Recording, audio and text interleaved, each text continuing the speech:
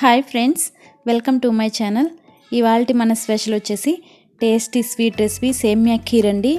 ఈ సమ్మర్లో బాడీకి చలవ చేసే సేమియా ఖీర్ని ఎలా తయారు చేసుకోవచ్చో చూద్దాము. ఇది వేడిగా తీసుకున్న చల్లగా తీసుకున్న టేస్టీగా ఉంటుంది. చాలా ఈజీగా 10 మినిట్స్లో తయారు చేసుకోవచ్చు. ఓకే, ఇప్పుడు సేమియా ఖీర్ ఎలా తయారు చేసుకోవచ్చో చూద్దాము.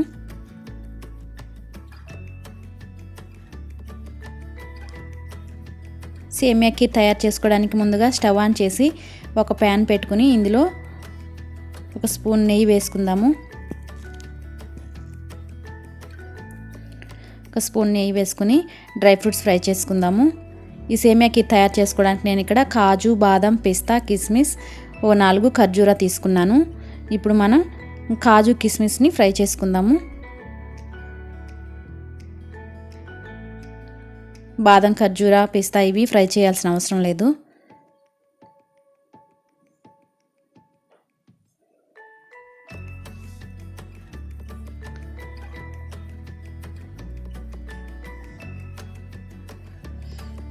ఇలా ఫ్రై అయిన తర్వాత ఇది పక్కన పెట్టేసుకుని ఇప్పుడు ఒక బౌల్లో 1/2 లీటర్ పాలు పోసి పాలు మరిగించుకుందాము.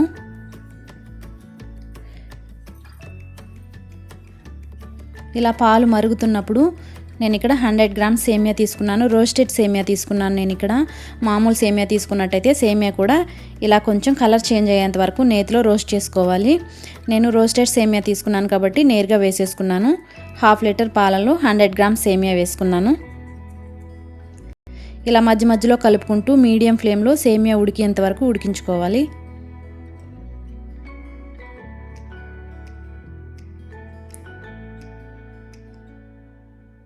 ఇప్పుడు సేమియా బాగా ఉడికిన తర్వాత ఇప్పుడు ఇందులో షుగర్ వేసుకుందాము. నేను ఇక్కడ 1 కప్పు షుగర్ వేసుకుంటున్నాను. మన స్వీట్నెస్కి సరిపడా కొంచెం ఎక్కువ తక్కువ కూడా అడ్జస్ట్ చేసుకోవచ్చు. కొంచెం స్వీట్ ఎక్కువ తినే వాళ్ళైతే కొంచెం ఎక్కువగా వేసుకోవచ్చు, లేదా తక్కువ కావాలనుకుంటే 3/4 కప్పు వరకు వేసుకుంటే సరిపోతుంది. నేను 100 గ్రామ్స్ సేమియాకి 100 గ్రామ్స్ షుగర్ వేసాను. ఇప్పుడు మనం ముందుగా ఫ్రై చేసి పెట్టుకున్న ఈ కాజు కిస్మిస్ కూడా ఇందులో వేసేసుకుని ఇప్పుడు 1/2 టీ స్పూన్ ఇలాచీ పౌడర్ కూడా వేసుకుందాము.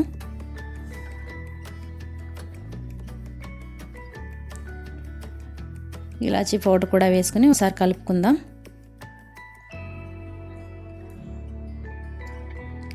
ఇప్పుడు మనం ముందుగా తీసుకున్న బాదం పప్పుల్ని ఇలా చిన్న చిన్న ముక్కలుగా కట్ చేసి వేసుకోవాలి.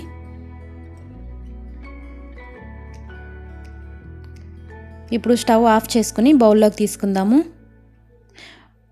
పైనుంచి పిస్తా, ఖర్జూరాతో గార్నిష్ చేసుకుంటే మనకి సేమియా ఖీర్ రెడీ అయిపోయింది. చాలా టేస్టీ సేమియా ఖీర్ చాలా ఈజీగా 10 మినిట్స్లో తయారు చేసేసుకోవచ్చు. ఈ వీడియో కనుక మీకు నచ్చినట్టయితే తప్పకుండా లైక్ చేసి షేర్ చేయండి. ఇంకా మరిన్ని రెసిపీస్ కోసం ఈ ఛానల్ తప్పకుండా